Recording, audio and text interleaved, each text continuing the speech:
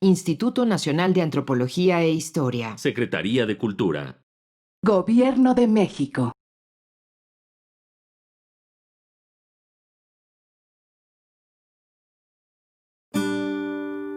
Su sustancia está hecha de evocación, recuerdo, rememoración y de lo que toma del porvenir. Porque es una parte fundamental de nuestra identidad. Somos nuestra memoria. El programa de Lina que nos lleva de viva voz con los especialistas. Muy buenos días, esto es Radio INA. Me encuentro en la conducción, José Luis Vera. La Secretaría de Cultura y el Instituto Nacional de Antropología e Historia los invitan a acompañarnos en la emisión de la serie Somos Nuestra Memoria. En esta ocasión contamos con la presencia de Javier Lizárraga. Me es grato dirigirme a usted para hablar del tema Semánticas homosexuales, reflexiones desde la antropología del comportamiento.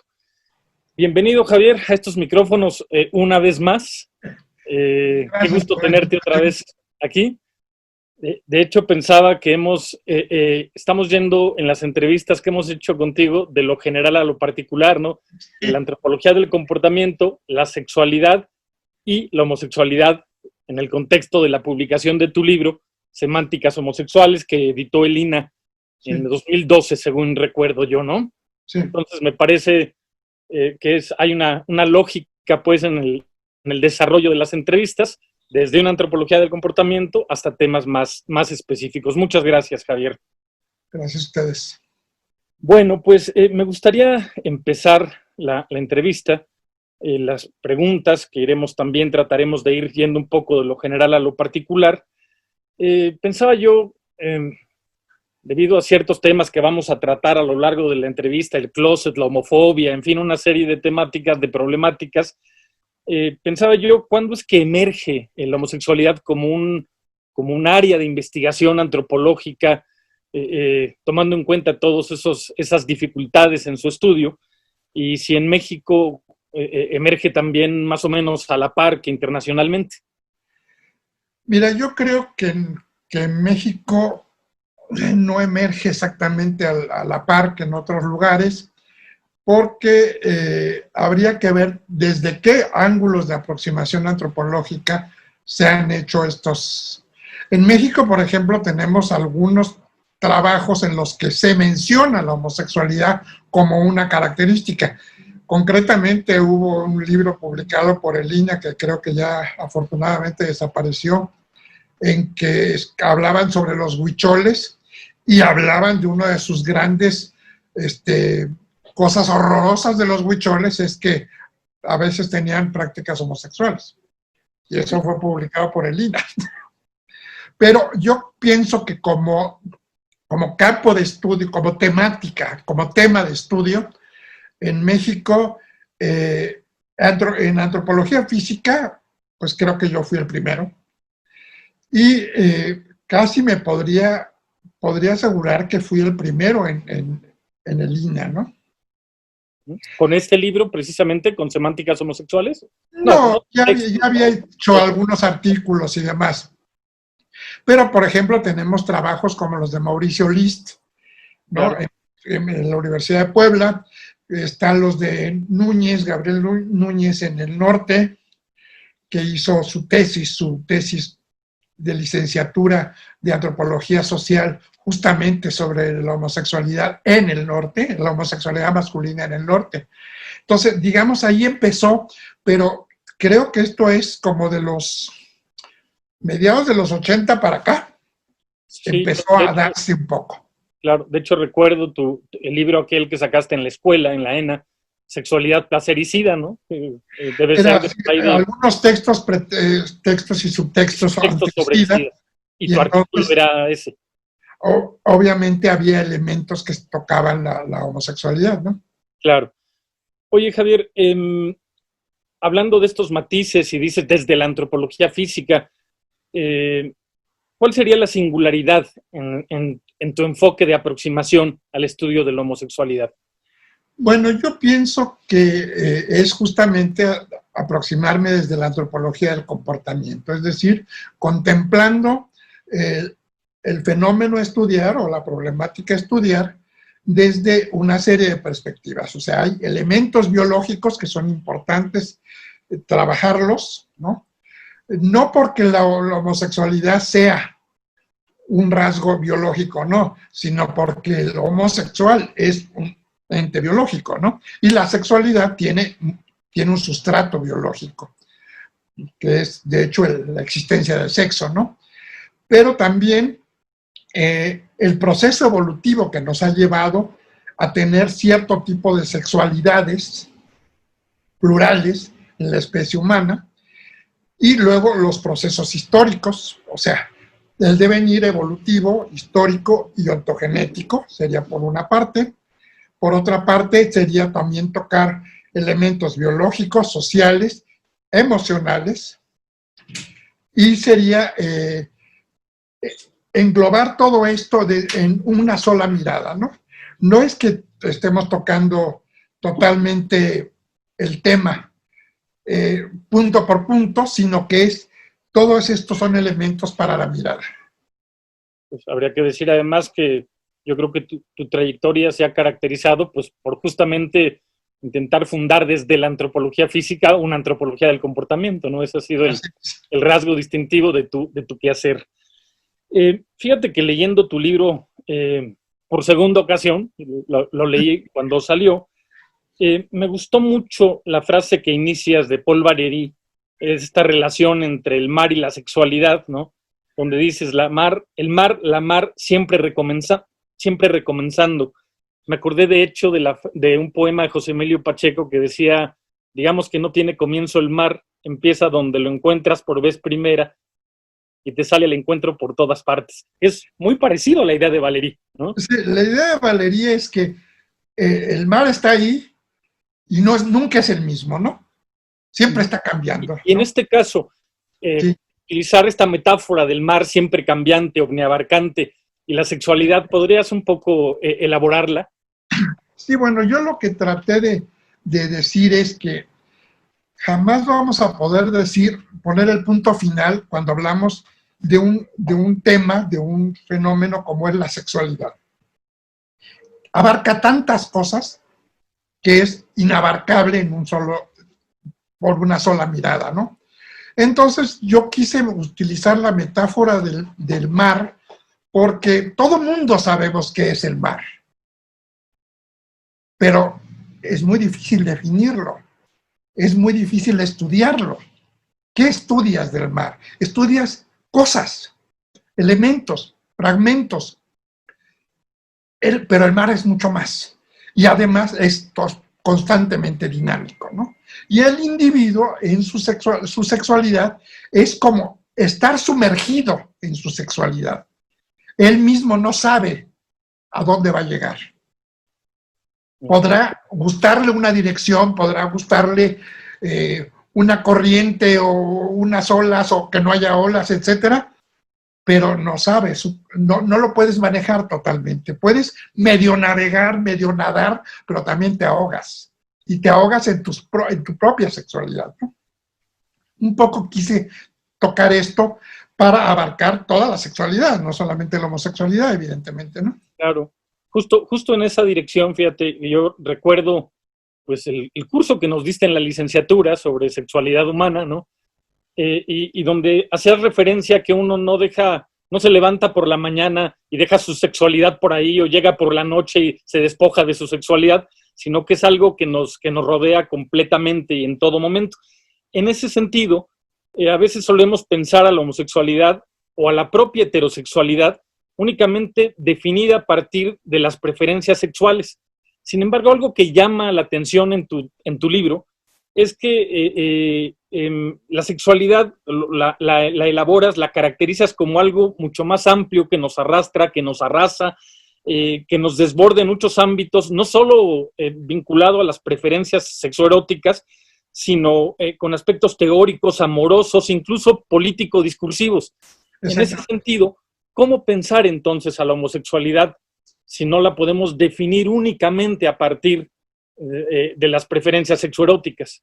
Bueno, yo primero dividiría, para hacer un poco de orden en este asunto, dividiría, una cosa son las conductas, ¿no? Y otras cosas son las emociones o todo lo que lo que te lleva a hacer ciertas conductas, ¿no?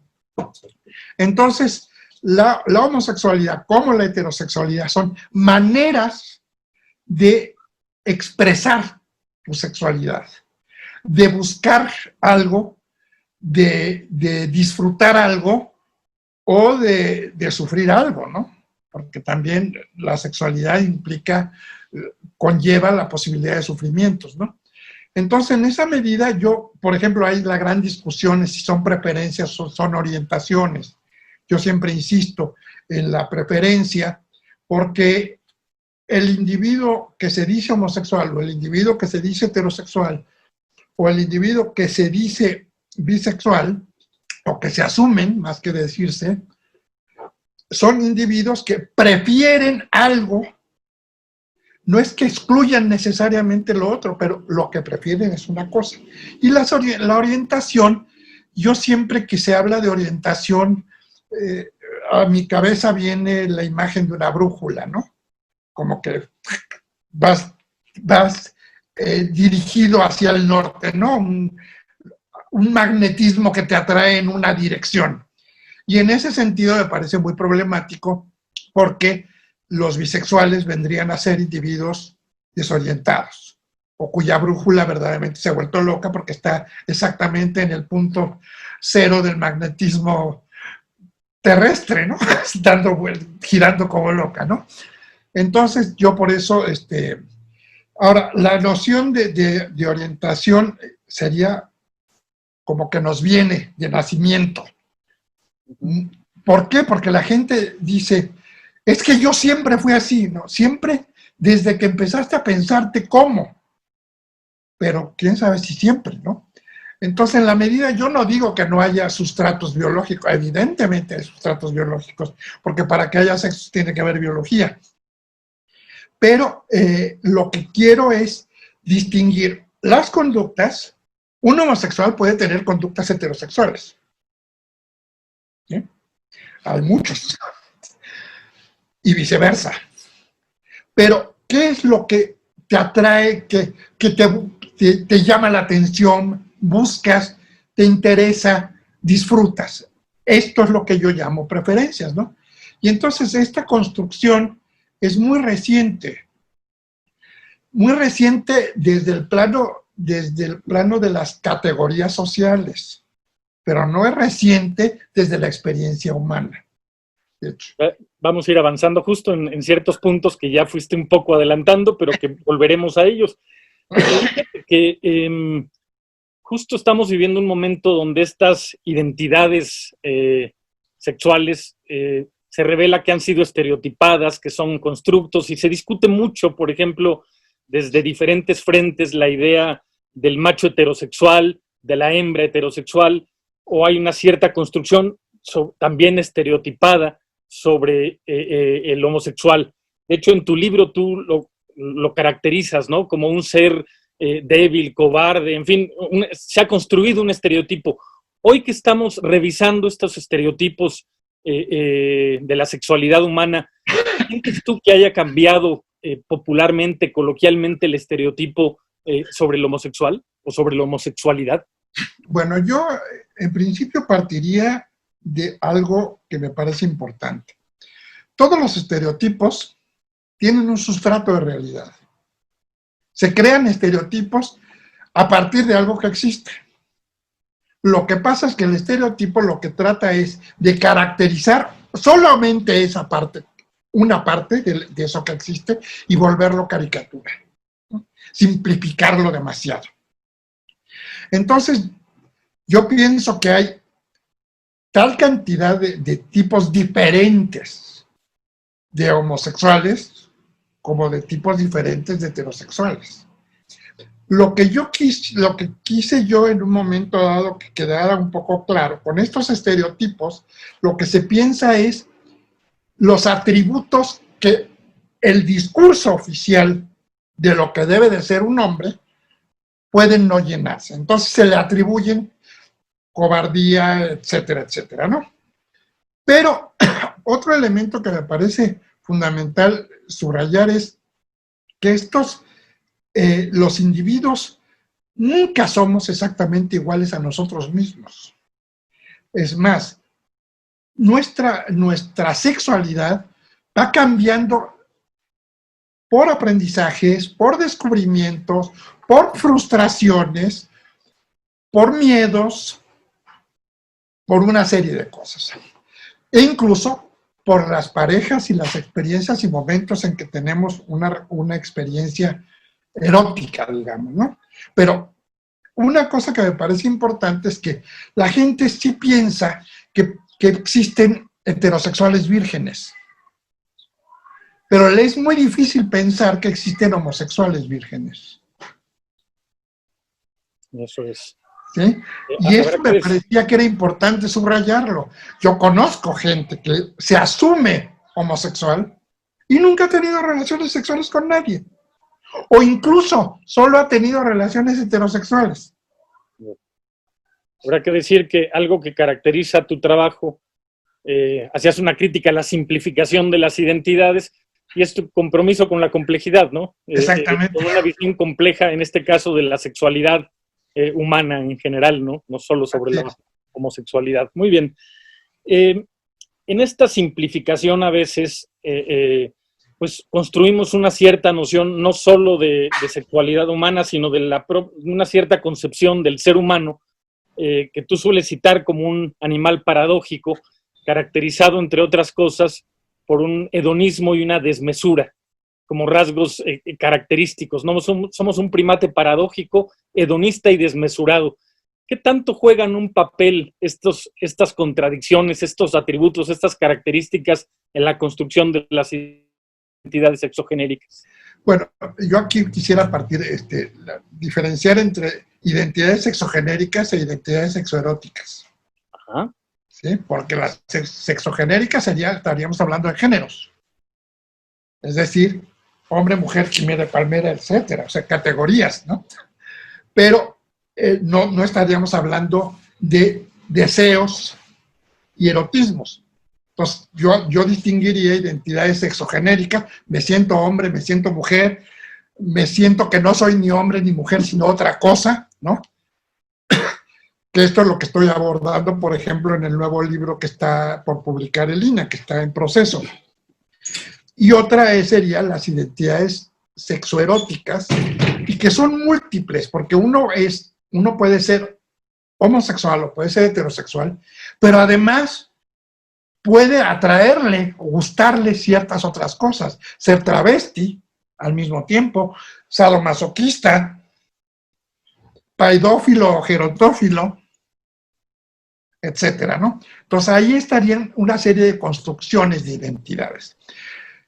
Para mí las identidades sexoeróticas en función de las preferencias, pienso que es algo que viene con el reconocimiento mismo de qué me gusta, qué deseo, qué busco.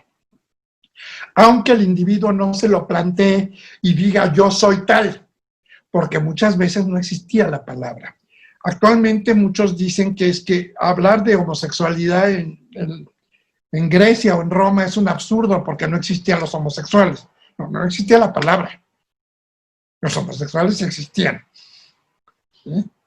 Lo que pasa es que en esa época se pensaba a los individuos como una unidad, todos iguales, y era en función de su conducta. Se les calificaba en función de su conducta, de si tenían relaciones o no con personas de su mismo sexo o de otro sexo. Y esto fue lo que llevó a muchos a la hoguera. Pero obviamente había individuos que se asumían que les gustaba y que había otras personas que tenían los mismos gustos. Porque si no, ¿dónde te encuentras? Siempre tuvo que haber, y no dudo que haya habido palabras para autonombrarse. Una cosa es como te nombra el discurso oficial y otra cosa es como tú te nombras, ¿no? Oye, Javier, tú has manejado varios imperativos del comportamiento, siempre hablas de la territorialidad, la inquisitividad, la sexualidad y la violencia. Hoy pues estamos centrados en el estudio de la sexualidad y de la homosexualidad en particular. ¿A qué atribuyes que alrededor de la sexualidad haya tantos tabús, tantos valores, fobias, en fin, que no encontramos en las otras, en los otros imperativos, en los otros comportamientos? Yo creo que sí, sí los encontramos, pero no han sido tan sistemáticamente catalogados y perseguidos o sancionados, ¿no? A favor o en contra. Cuando hablamos de agresividad, sabemos que hay incluso golpes que son aceptados y buscados y aplaudidos. Si no, el boxeo no tendría ningún sentido. Y la lucha libre tampoco. Entonces, unos sí son aceptados y otros no. Ahora, la sexualidad tiene otro elemento que es importante. Es a través de la sexualidad que una sociedad se reproduce. Trasciende al momento y puede pensar en un futuro, y en un futuro lejano. El que siga existiendo, cuando nosotros estemos muertos, seguirán existiendo nuestros hijos. Entonces, y hoy lo vemos, muchos tenemos en todos estos grupos con familia y todo esto, que lo que buscan, dicen, es que si todos somos homosexuales se va a acabar la especie. Primero, para que se acabe la especie, le cuelga, a no ser que el coronavirus o un virus semejante acabe con nosotros, pero primero, ser homosexual no implica no poder tener relaciones heterosexuales y reproducirte. De hecho, tenemos a la etnia de Toro en Nueva Guinea, ¿no? En donde las prácticas sexuales más frecuentes son homosexuales. Y las relaciones con las mujeres, de los hombres con las mujeres, es justamente para que haya descendencia. Y nada más. Eso les llaman los guerreros del semen, ¿no? Eso es. Entonces, el hecho de que se ponga en peligro, por un lado, creyendo que se pone en peligro el porvenir de la especie o del pueblo o del grupo o del país, el Estado, eso es por un lado. Por otro lado, es que como hemos construido imagen de lo que es ser mujer y lo que es ser hombre, si entre lo que es ser hombre es que te gusten las mujeres, quiere decir que un homosexual al que le gustan los hombres tiene rasgos femeninos. Y si tienes un discurso sexopolítico en el que la mujer es imprescindible, pero inferior, entonces el homosexual se vuelve inferior. Por eso, y esta es otra de las preguntas que seguro salen, ¿no? Por eso esta unión entre homofobia y misoginia. Si no hubiera misoginia, probablemente no habría homofobia. Antes de entrar a este tema, quisiera regresar a un punto con el cual iniciaste. Hablaste de la biología, hablaste del contexto social. Hace unas semanas entrevisté a Juan Manuel Argüelles a propósito de las masculinidades, de la construcción de la masculinidad. Naturaleza o cultura en la determinación de las identidades sexoeróticas. Un poco ya abundaste, ya dijiste que existen ambas, ¿no? Pero para que haya identidades tiene que haber cultura. Yo no me imagino a un pingüino diciendo, teniendo una identidad de pingüino homosexual o de pingüino heterosexual. ¿Sí? Entonces, la cultura es inevitable, pero también la naturaleza es inevitable. En el animal humano no puedes decir, esto es natural y esto es cultural. Siempre están imbricados. Y justo a través de tu enfoque no es el producto de una sumatoria, ¿no? Sino hay una interacción. Es una interacción, es un traslape, un mestizaje, si quieres, ¿no? Eso es. En tu libro hay un punto que me interesó mucho, donde mencionas a la misoginia, al racismo y a la homofobia como términos de algún modo emparentados. ¿Cuáles serían estos elementos en común y cuál sería la singularidad, en este caso, de la de la homofobia? Bueno, yo digo que están emparentados por lo menos porque existen en función de que se valora a unos mejor que a otros, a unos por encima de otros. Unos son valorados y los otros son devaluados. Entonces, la mujer es devaluada por la misoginia, el homosexual es devaluado por la homofobia y el negro es devaluado por el racismo, el negro o el amerindio o el asiático es devaluado por el otro grupo, ¿no?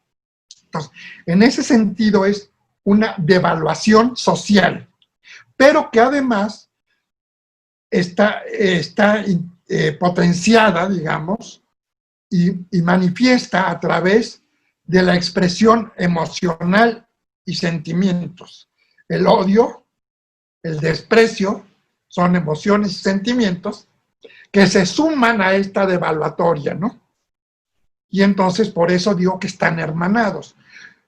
Así como pienso que sin misoginia no habría homofobia, probablemente sí habría racismo.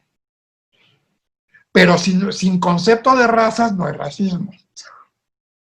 Bueno, la práctica puede existir, ¿no? Solo que no se nutriría de la categoría, ¿no? O sea, yo estoy hablando del concepto de que decir, es que este es inferior porque es diferente a mí. Y en ese sentido los tres están hermanados. Es inferior porque se sale de lo deseado por el orden social que pensamos que es lo natural, lo que debe de ser. Y Javier, en esa dirección, en ese sentido, ¿cuáles son las causas de la homofobia? Yo leí en tu libro que como tal el término aparece en los 60s, aunque evidentemente la práctica de la homofobia pues es previa, ¿no? ¿Cuáles son las causas de la homofobia y cuáles son sus consecuencias? Bueno, las causas son las mismas que las de la misoginia, o sea, es este rechazo al otro, al que sientes que de alguna manera te puede estar denigrando. De hecho, pienso, por ejemplo, que la homofobia, como el racismo y como la misoginia, ninguno de estos tres pretende la desaparición ni del homosexual, ni de la mujer, ni de la otra raza, entre comillas. ¿Por qué? Porque si desaparecen, ya no tienes ante quién sentirte superior. ¿Sí? Esto siempre me lleva al libro de Crónicas Marcianas de Ray Bradbury, en que uno de los capítulos, todos los negros de Texas deciden irse a Marte en una nave, y los tejanos blancos se escandalizan. ¿Por qué? Porque ahora ¿a quién van a sentir que son, ante quién son superiores? ¿A quiénes pueden humillar? Se van a tener que humillar entre ellos. Este es el mismo problema que ocurre entre, si desapareciéramos los homosexuales, ¿qué valor tiene la heterosexualidad entonces? El mismo Cés Moscovici dijo que el valor de la sexualidad no la adquiere a través de la heterosexualidad, sino de la homosexualidad.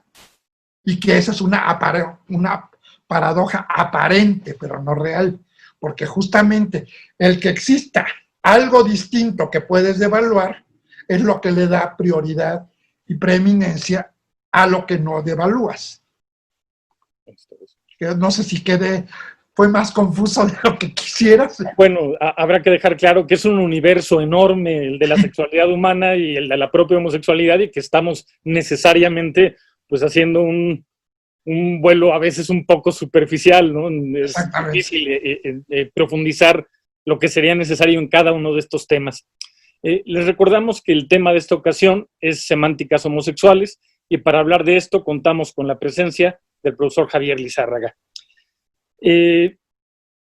Vamos a dar un poco un giro hacia el activismo homosexual y estas temáticas. En tu libro estableces una distinción que me pareció muy importante, dices, entre sodomita y homosexual, como dos fenómenos contextualizados cultural e históricamente. Sí. ¿Podrías matizar un poco esta distinción y cuáles son justo las singularidades de la percepción de ambos fenómenos? Bueno, el concepto sodomita o somético, que se usaban ambos, ¿no? Primero tiene sus raíces en la Biblia, en una interpretación de uno de los mitos bíblicos, la interpretación de Sodoma y Gomorra, ¿no? Que ya otros estudiosos han dicho que no se debía a la sexualidad de los individuos, sino a la falta de asilo al viajante, ¿no? O sea, la hospitalidad fue el pecado, la inhospitabilidad fue el pecado. Pero en la palabra, con los sodomitas o los sométicos, cuando se empieza a manejar este término, no incluye solo a los hombres homosexuales. Incluye a los herejes, a los hombres heterosexuales que tienen vías, relaciones sexuales con mujeres por vía anal u oral. O sea, el concepto de sodomita es tan amplio y tan diverso que solamente unos son los considerados como que hoy llamamos homosexuales. Otros no. Obviamente, si se pretende que el discurso religioso creara al hombre y la mujer para que poblaran la tierra y que cuchiplancharan entre ellos, evidentemente también el homosexual es hereje. Por eso muchas veces se le consideró hereje. Y fue en la lista de herejías estaba el gusto o la relación sexual de personas del mismo sexo, que fue uno de los argumentos para acabar con los templarios, por ejemplo, ¿no? Independientemente que tuvieran o no tuvieran relaciones homosexuales entre ellos, se metió este rasgo herético porque había que condenarlos por herejes. Y finalmente la palabra hereje lo que está significando es que hacen las cosas a su manera, no como lo establece el orden o la autoridad, ¿no? Entonces, en esa medida, sodomita es un tema ambiguo que no acaba de describir, sirve para todo. Es un término paraguas en donde vas a meter todo lo indeseable, ¿sí? En cuanto a comportamientos.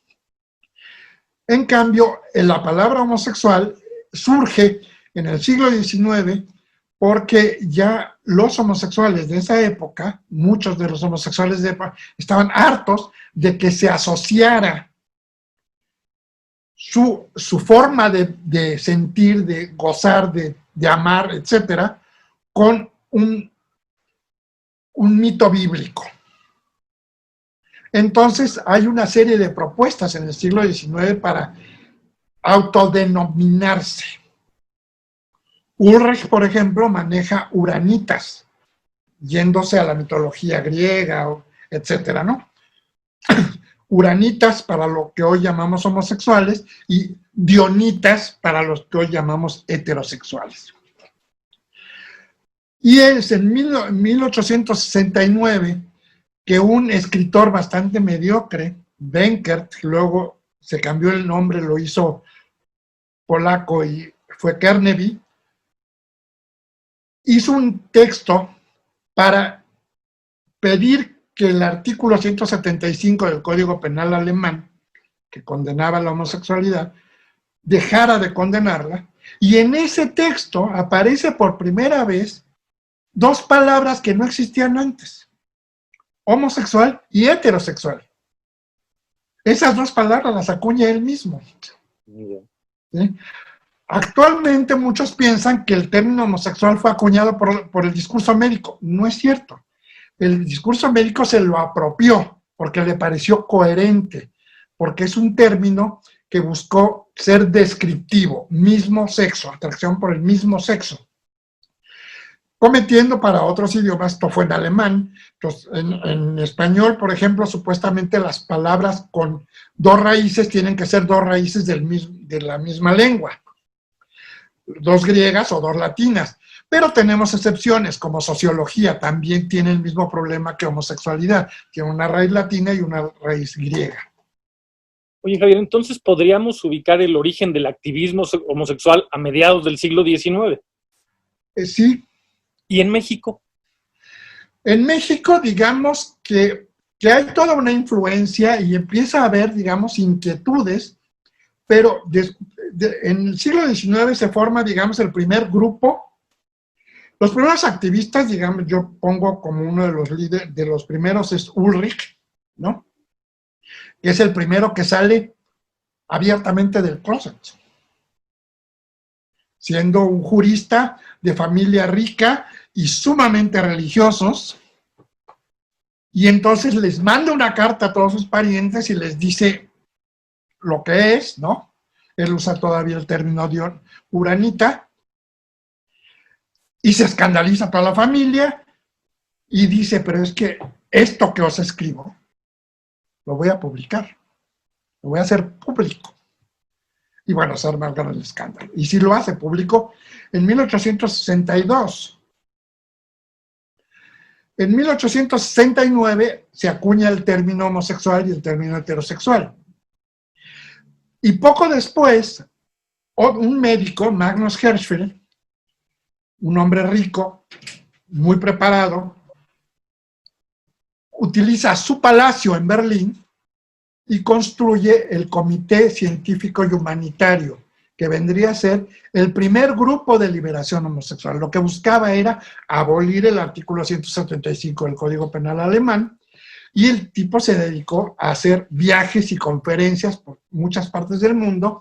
Incluso hizo la primera película,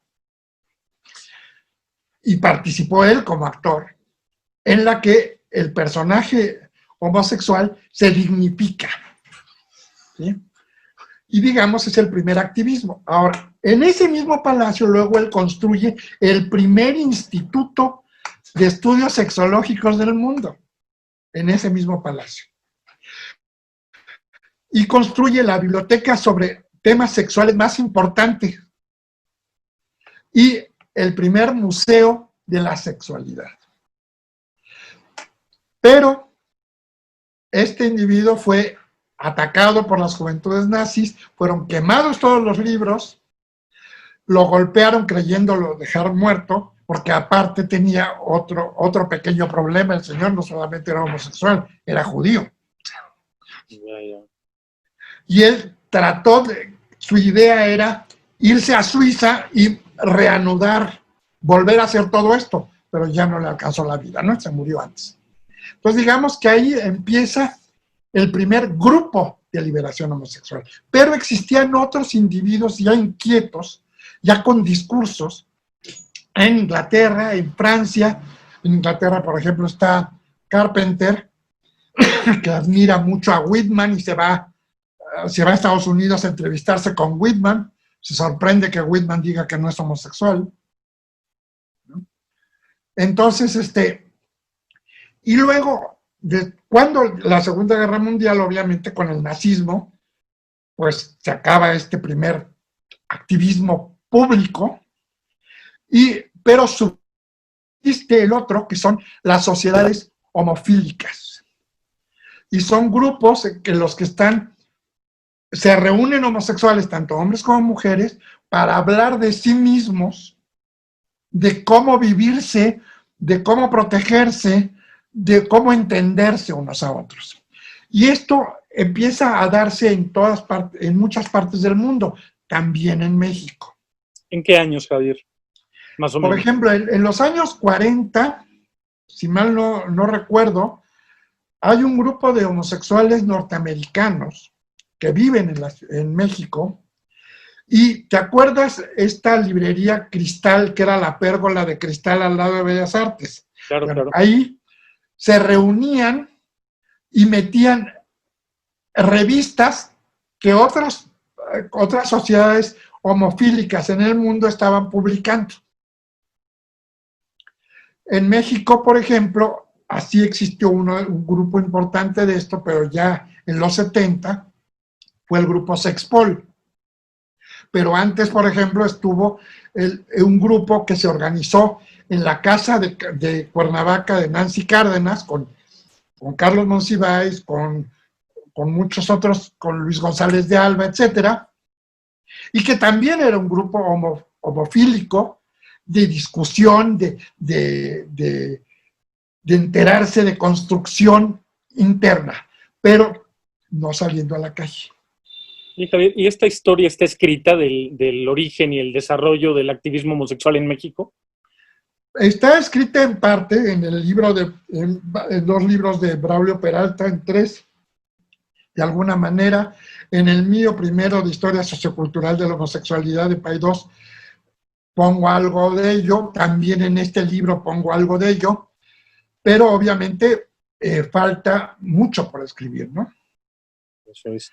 Pero sí existe estos primeros grupos homófilos, y luego es hasta la década de los 70, segunda mitad de la década de los 70, en que en México hay un grupo que dice, un grupo homosexual, que dice, hay que salir a la calle, hay que hacernos ver y oír, y es el grupo FAR, Frente Homosexual de Acción Revolucionaria, que justamente toma su nombre de un grupo que surge en los 60 en Francia y que tuvo mucha importancia en mayo del 68, donde estaba Ockham y otros intelectuales, y donde participó Foucault y demás. Y toman ese nombre, Frente Homosexual de Acción Revolucionaria, y la primera salida, primero hay cartas, por ejemplo, el grupo de Carlos Monsiváis-Tó publica una carta para protestar por el despido de un empleado en Sears por el hecho de ser homosexual. Pero estamos protestando de que a estas personas les hagan eso, no hablan en primera persona. En cambio, con la presencia del FAR en la calle, sí hablan en primera persona, y es el 26 de julio de 1978.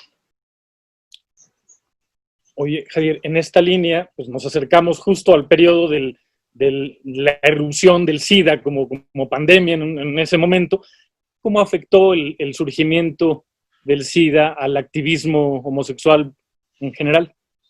Mira, en principio nos dio en la torre.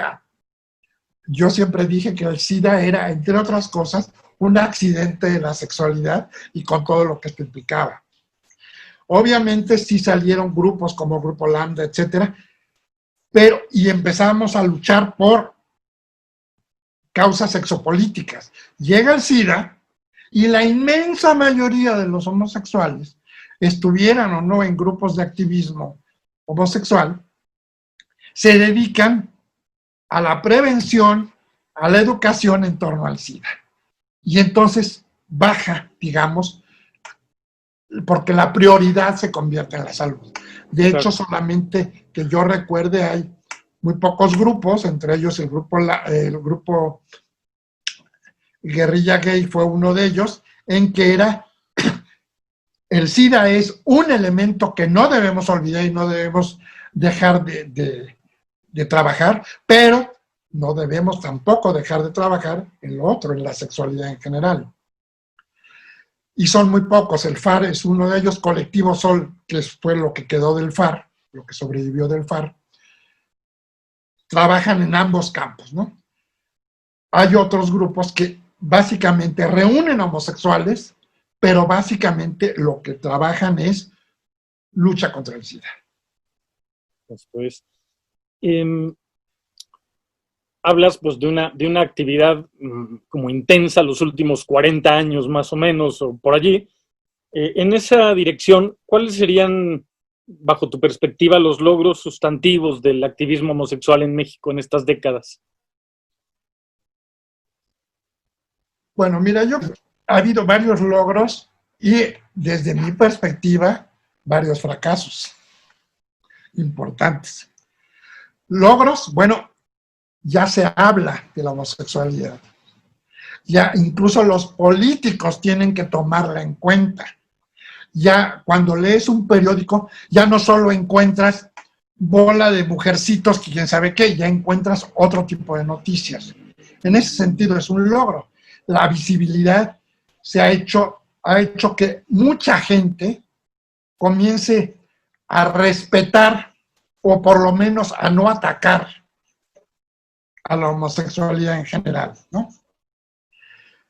Pero otro de los logros últimos legislativos sería lo del matrimonio igualitario, que todavía no acaba de cocinarse plenamente en México, pero que ya es muy chistoso. Los primeros países en los que se reconoce el matrimonio homosexual son puras monarquías. Bien. Eso es interesante, ¿sí? Entonces, pero existe otro problema, que el discurso sexopolítico homosexual se ha diseminado, se ha hecho plural, y digamos que yo veo tres grandes caminos, que sería, uno, aquellos que buscan ser aceptados y asimilados por el sistema. Otros que buscan cambiar el sistema. Y otros que lo que buscan es, me vale guarra cómo está el sistema, yo quiero seguir siendo transgresor. Entonces serían las tres grandes caminos, ¿no? Oye, Para mí, el primero el de ser asimilado, para mí ese es un pequeño fracaso. ¿Por qué? Porque te quita fortaleza de lucha. Es como el closet, como ya no estoy en el closet porque ya mi mamá me acepta. Yeah. En ese sentido, creo que debilita. Y obviamente ese es en el área en el que más homosexuales se inscriben. Porque es el más cómodo, es el comercial. Te iba a preguntar si había algunas particularidades del activismo LGBT de hoy que no compartas, ¿no? En fin, algo estás diciendo al respecto. Sí, hay varias. Yo, por ejemplo, ya estoy... A mí la sopa de letras me gusta en plato. ¿Sí? Ajá. Eso de que estén sumando y sumando y sumando letras, no me dice nada. Porque decir, la comunidad LGBT es un absurdo, que no es una comunidad. Si es absurdo hablar de la comunidad homosexual, tan absurdo como sería hablar de la comunidad heterosexual.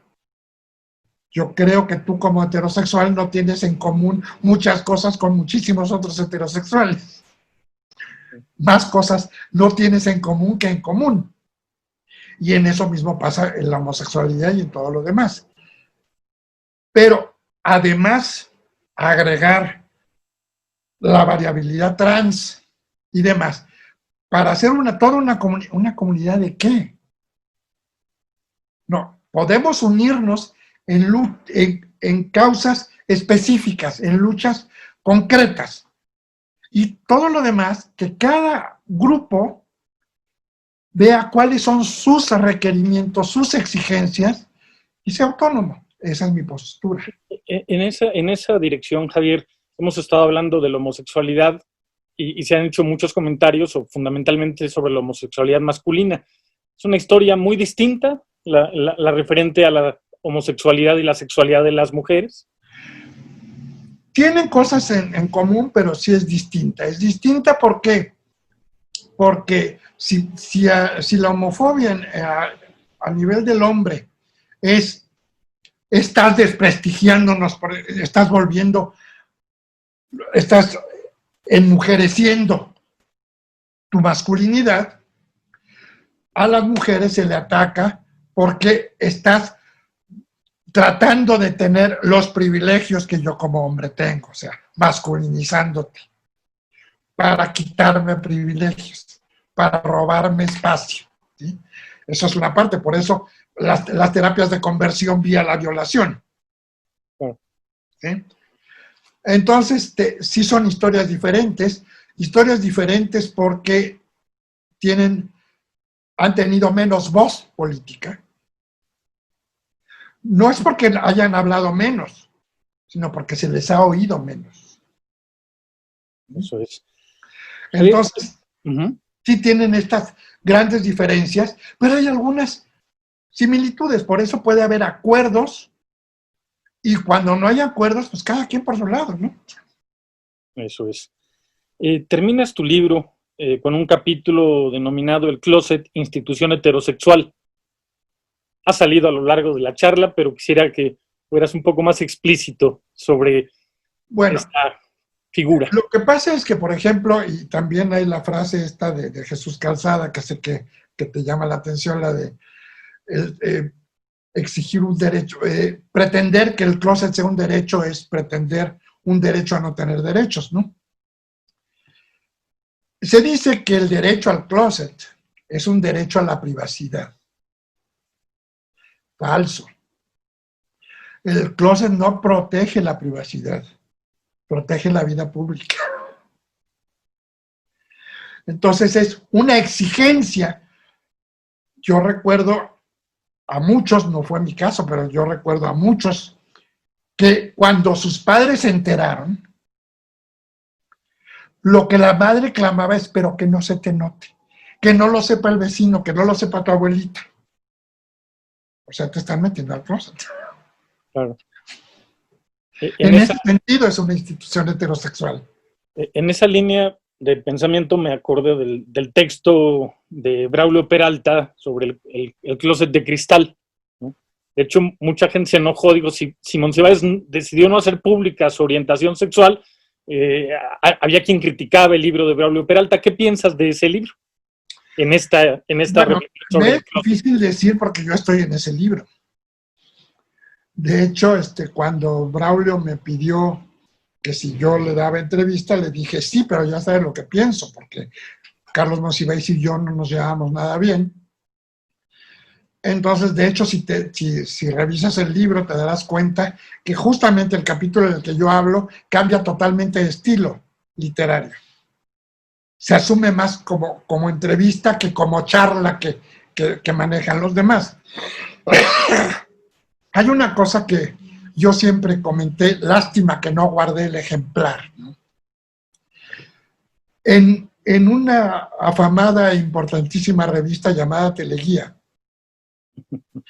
¿te acuerdas que abajo había una serie de pequeños comentarios, ideas, etcétera, hasta abajo de la hoja? Un día escribió Carlos Monsiváis: salir del closet es un acto confesional.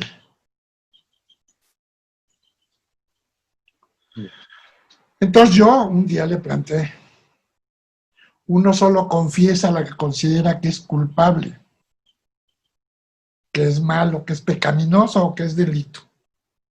Yo no confieso que soy mexicano. Yo no confieso que soy antropólogo. Yo no confieso que soy homosexual. Yo digo, permito que se sepa. Pero él sí lo tomaba como un acto confesional porque a Carlos Monsiváis su religiosidad le causó mucho problema. En un principio, Carlos Monsiváis, cuando se le planteó en los 70, ¿por qué no salía del closet, no? Cuando ya estábamos muchos fuera del closet dando entrevistas y saliendo a la calle, él dijo que porque su mamá era muy mayor y le causaría una gran pena. Cuando se murió la mamá, evidentemente fue y ahora era la tía. Cuando se murió la tía, imagino que eran los gatos. Sí. Oye, sin duda, muchos de estos temas pues se han catalizado, han ido cambiando en las últimas décadas de un modo vertiginoso, ¿no? Hace unos meses me llamó mucho la atención que el partido español Izquierda Unida expulsó al partido feminista, ¿no? Y a su mítica dirigente Lidia Falcón por hacer comentarios que fueron calificados como transfóbicos, ¿no? Y costaba trabajo entender esto, ¿no? Porque decía Lidia Falcón, y claro, el movimiento feminista había defendido la identidad sexogenérica de la mujer y que ahora, desde otros planteamientos, se hablaban de que todo era un constructo y que entonces todo lo que, por lo cual había peleado el movimiento feminista era simplemente una construcción social que no tenía un referente material, ¿no? Cuesta trabajo entender esto. ¿Cómo valorar este tipo de conflictos al interior, por ejemplo, de un partido de izquierda como era Izquierda Unida y un partido feminista que uno pensaría que estarían hermanados en la lucha por la igualdad, en fin? Sí, bueno, lo que pasa es que no prohibió el feminismo, prohibió a un grupo feminista que se expresa transfóbicamente. Uh-huh. Por ejemplo, la autora de El eunuco femenino, esta mujer Gringer o algo, no me acuerdo cómo se apellida exactamente, una feminista que yo admiré muchísimo en los años 70, hoy en día es una transfóbica. ¿Sí? Porque consideran, y por ejemplo, la que fue mi editora de una historia sociocultural de la homosexualidad, con la cual le agradezco mucho y fue maravillosamente conmigo, también es una feminista que se dicen radicales, en realidad son recalcitrantes, más que radicales porque no van a la raíz del problema. Y entonces yo le planteaba, bueno, el feminismo tiene una gran teórica, obviamente ha habido posteriormente otras, en Simone de Beauvoir. Y la misma Simone de Beauvoir te dice que no naces mujer, ¿sí? Que te haces mujer. Entonces, la diferencia entre el sexo, la hembra, que es lo sexual, lo biológico, y la mujer es un constructo social siempre. Oye, en esta línea de reflexión y casi para ir cerrando, estamos ya completando la hora, hace unos días hubo una manifestación de un grupo LGBT en la Cámara a propósito de las terapias de conversión. 2020, terapias de conversión. ¿Qué puedes opinar al respecto, Javier? Bueno, sí, evidentemente. De hecho, ya lo habíamos hablado hace muchos años, cuando yo en algunas conferencias dije, el movimiento de liberación homosexual nos va a traer una oleada de respuestas homofóbicas. El SIDA obviamente fue un arma que utilizaron para ello. Obviamente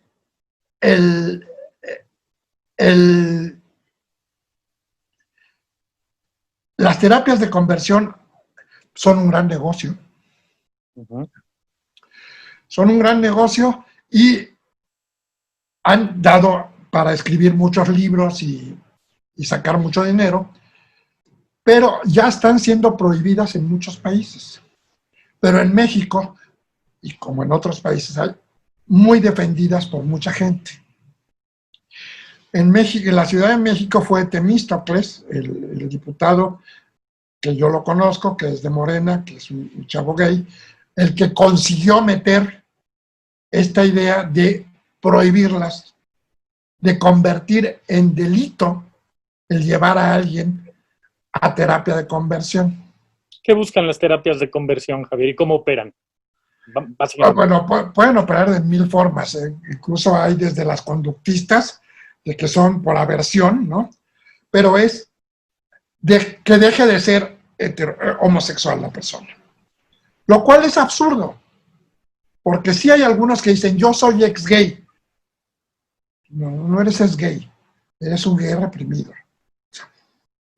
No digo que no se pueda cambiar, pero no lo cambias por voluntad, ni por acción de los demás, sino por descubrimiento. A lo mejor llega un momento en que te enamoras de una persona de otro sexo y te clavas y ya no vuelves a tener relación. Entonces ya tus conductas no son homosexuales, pero tu heterosexualidad se refiere a una persona.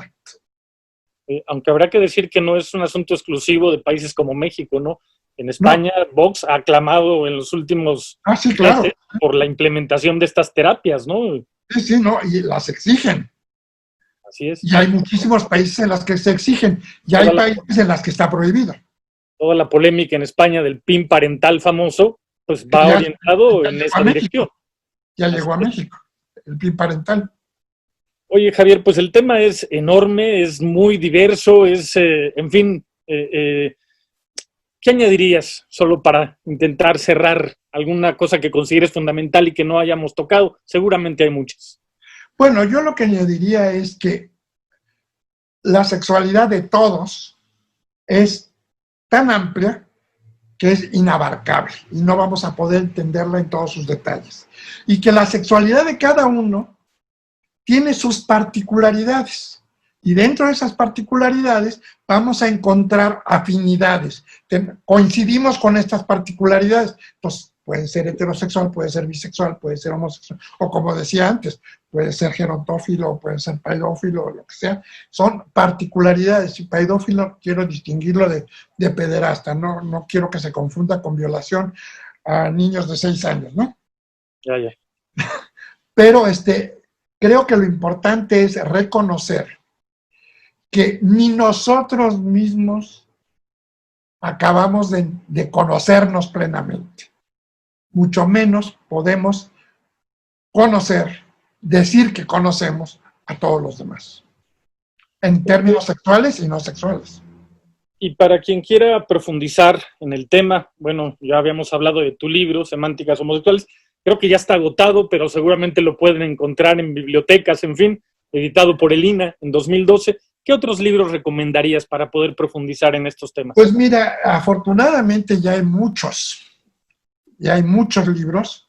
Yo, por ejemplo, hay un libro que me parece una joya, que es de Didier Eribon, que se llama La cuestión homosexual.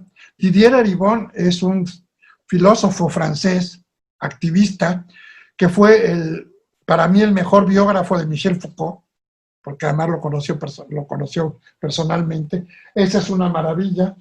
Hay N número. Cuando yo empecé en estas lides, no encontrabas un solo libro en México. Ahora ya abundan. Y abundan buenos y malos. Y peores. Bueno, de todo hay. Entonces te digo, tienes, para hablar concretamente de México, están los trabajos de Noriega, están los trabajos de Mauricio List, pero tienes, por ejemplo, en España hay mucha publicación. Oscar Wash es un autor que me parece muy importante, tiene varios libros, es difícil decir cuáles.